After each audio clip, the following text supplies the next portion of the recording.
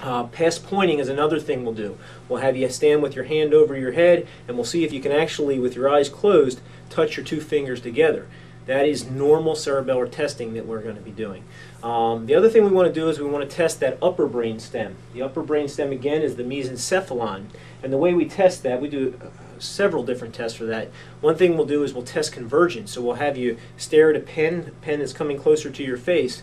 A lot of times, patients that have decreased frequency of firing in their left part of their brain, what they'll have is they'll have an eye that'll come in. The eye should come in when you converge, but one eye will actually tend to fatigue quicker and will actually move out away from where it needs to be. So that's called near test. So we'll be doing that with you.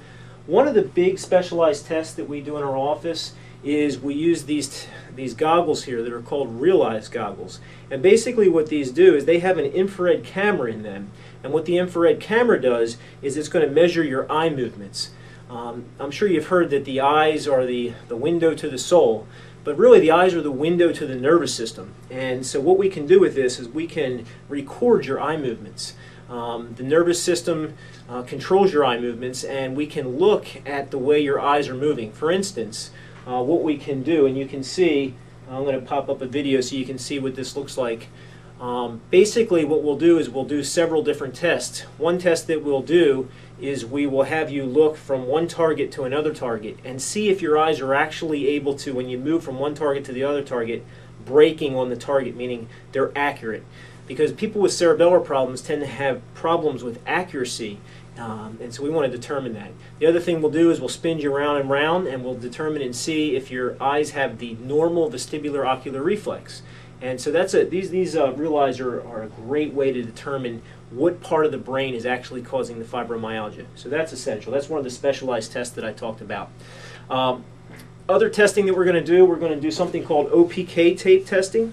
And basically what this is a tape, and we're going to actually run this across your eyes and have you look at these red squares. This will help us look at the eye movements while you have the real eyes on, and will help us determine if you have decreased frequency of firing in any aspect of your brain or any aspect of the neuraxis. So there's some of the tests. Then we do our standard neurological exam. We're going to do pinwheel to check the back part of your spinal cord. We're going to do vibration testing to see if you have any good sensation in your feet and in your hands. A lot of patients with fibromyalgia have peripheral neuropathies and things like that. We're going to test muscle strength. We're going to test your sense of smell, because if you've got poor sense of smell on one side, and a lot of patients are funny, they come in and they have no idea that they had decreased sense of smell on one side, and that indicates that the brain is not firing as good on one side. We're going to look at your pupil size, and we can do that with either the real eyes goggles or we can actually flash some light, and we see how the pupils react. And we also want to look at the size of the pupils. Patients with bad firing brain or decreased frequency of firing a brain on one side will have a pupil that's larger, and that's because the sympathetic nervous system is going faster. So we're going to do a lot of different tests to determine neurologically what side of the brain is not firing well. Again, remember fibromyalgia patients, and a lot of times we see them with left side of the brain, but we're going to determine which side of the brain, which portion of the cerebellum. We're going to find out if your upper brain stem is firing too fast. And so that's basically our testing. Now, what are we going to do in treating patients with fibromyalgia?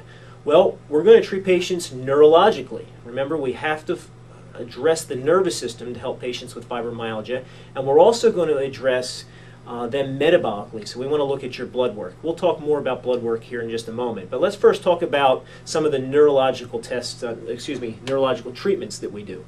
So your brain needs two things to survive. Your brain needs, or to function well, it needs fuel and it needs activation. Fuel comes from the oxygen that we breathe, okay, and it also comes from our nutrition. It comes from the glucose. And activation comes from all the stimulus that the brain gets through a typical day. So the brain needs those two things. So one of the big things that we do in our office is we do what's called exercise with oxygen therapy. So we put patients on oxygen. And if you're viewing this DVD on my website, you can go under a section under there where we talk about oxygen. There's a lot of information about that. But oxygen helps your body heal, and it's essential for treating patients with fibromyalgia. So every patient that comes in with fibromyalgia, we put them on oxygen therapy. And we do that while we do specific brain-based exercises.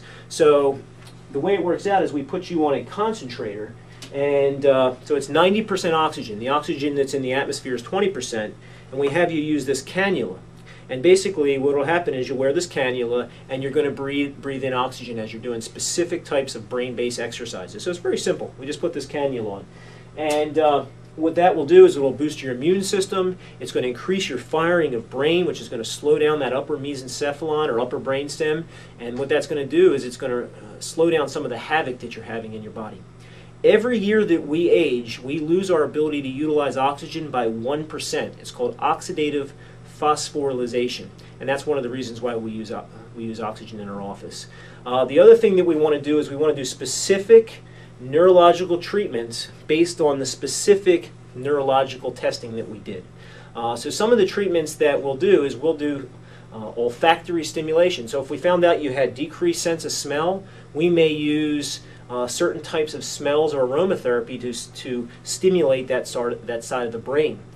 We may do visual stim, where we actually have you do either eye exercises, or we may actually have you look at a program called a hemistim, which will actually speed up certain aspects of your brain and cause your brain to develop healthier function.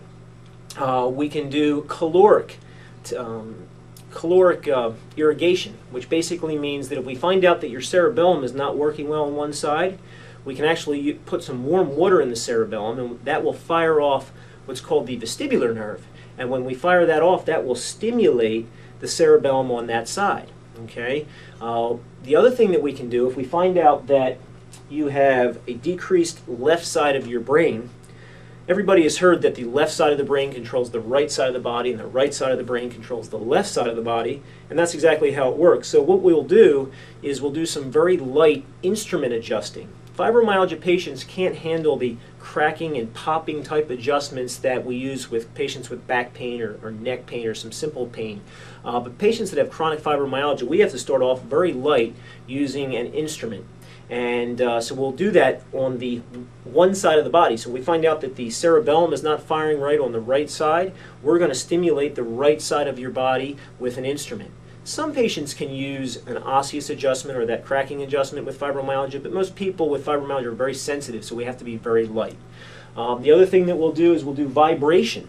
Vibration on one side of the spine or on the right side of the body will stimulate the right cerebellum and fire the brain, and if we do that enough, that part of the brain will start to activate and it'll start to develop what we call plasticity, which means that that part of your brain is going to be firing better, and then eventually that's going to inhibit the lower brainstem, the upper brainstem, and really slow down the insomnia, slow down the chronic pain, all the different issues, the irritable bowel syndrome, all those things.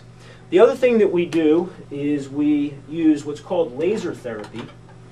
And laser therapy, we can either use it with a pad, which we have right here, which you can lay on. A lot of patients with fibromyalgia will get the trigger points in their upper back, and so we have this laser pad that they will lay on. Now what laser does is laser increases angiogenesis, which means it increases the production of healthy capillaries. So it's going to increase blood flow to any area where you have damage, trigger points, things like that. The other thing that laser will do is will decrease inflammation.